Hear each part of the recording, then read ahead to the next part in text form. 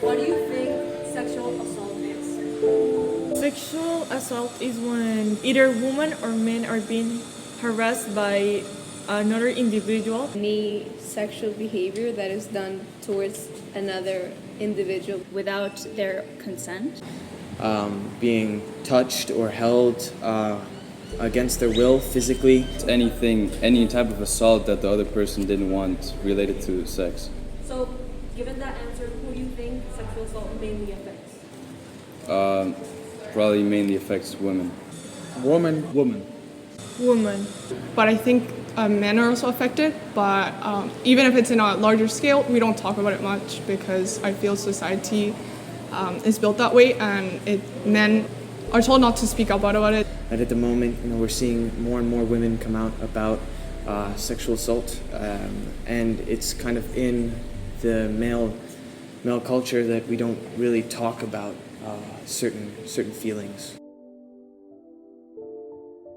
I think that the Me Too movement empowers people to speak up about sexual assault.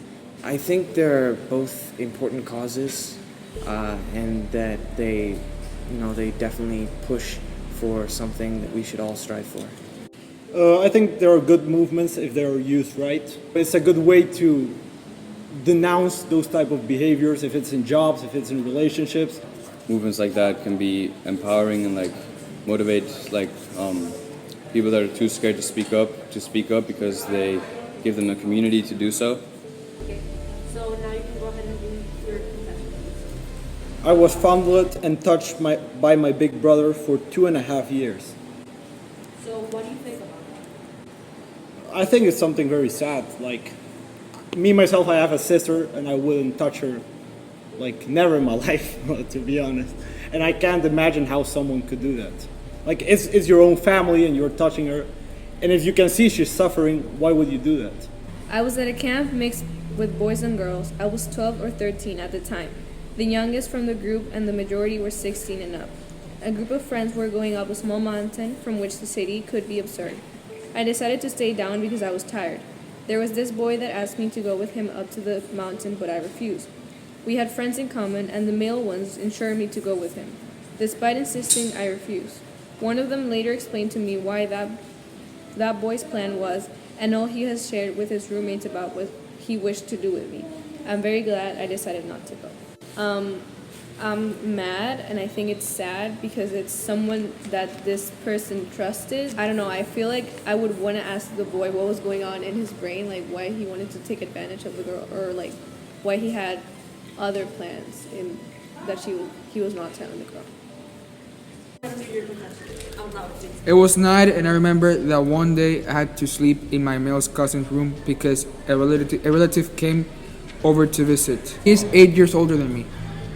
So I was already quick asleep, but after some time, I felt someone's hand in my pants and their lips were on my face. I didn't know what to do. Remind you, I was 6. I used all my strength to stay asleep while crossing my legs and pretended that I was all in my head. I convinced myself that the event never took place. It was until I was 11 that I had the courage to face and accept this disgusting reality. I have never said a word to anyone because I am ashamed and I feel guilty that I was incapable of stopping it. I feel it's horrible because the girl was 6 years old, and I think that no girl that young should pass through that. I was walking around the street at night heading home when several boys started following me. They were catcalling me until they started to go faster, so I needed to call the police. I think that it's scary because this can happen to it doesn't specify the gender, but to any person really. And I think that harassment is something that a lot of people fear, and that happens more than we realize. My own father kissed me when I was drunk. So what does that state? It's a horrible thing, I think. Having your own father kiss you is something I would never wish upon anyone. And it's truly horrible that things are happening like this across the world because it's your own family kissing you. This shouldn't happen to anyone. A group of teenage boys catched me when I was 12 years old. It happened twice with different groups of boys. A boy in my class groped me in front of another group of boys. During quarantine, I've gotten called 5 times, 2 with my mom. It's really dehumanizing, and I feel helpless when stuff like this happens. I'm mad, but I never know how to react. What do you think about that? You know, it's something that can happen to anyone, and it's really upsetting, of course. And even I personally have known people who've gone through it. For me, it's definitely something that, you know, shouldn't come to physical confrontation in that way. There should definitely be something warranted against it, and it's important to make it public. To a certain extent, public shaming is really important for such issues. I was at a kid's playground at a grill, and this kid kept on wanting to get way too close to me, and then got behind me and attempted to grin on me. I felt so infuriated, but ashamed, so I just went back to the table and didn't eat because I was in shock. What do you think about that? I'm speechless. I can't believe, even kids, children who should be all about playing and having fun at such young age should have to feel this way, should have to experience this at such a young age. I think it's really something really horrible. Relationship with my abuser for 3 years. He raped me multiple times, threatening me if I told anyone. He was also extremely manipulative and made me think that everything was my fault. I did not come to terms with what happened to me until I finally left him. I learned nothing valuable regarding sex or rape from my school or parents. I didn't know that rape happens most often with people you know and trust. I also did not know that rape could happen in relationships. Christianity also influenced how I view gender as a whole. I learned that women are secondary to men and here to serve them. I'm on my journey of healing and going to therapy to address my PTSD and severe depression, which both resulted from my experiences. I want to share my story to spread awareness of a topic that must be addressed and fixed in our society. I think confessions like that are very important, and if someone comes out with a confession like that, I think it can't be left unaddressed, we have to consider them as valid. Confessions like these should be encouraged, but once they are confessed, we have to be very careful with how we handle them, especially on social media. There's always going to be someone that critiques it. I think we have to take them very seriously and carefully.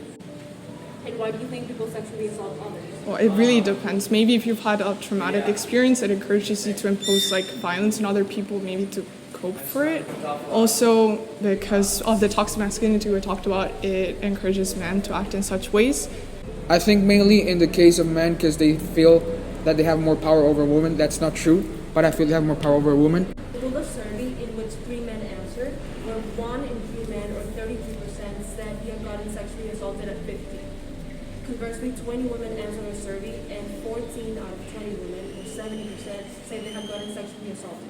What do you think about those statistics? I think it's sad because it does show that in a big majority, women are the ones who are mainly affected.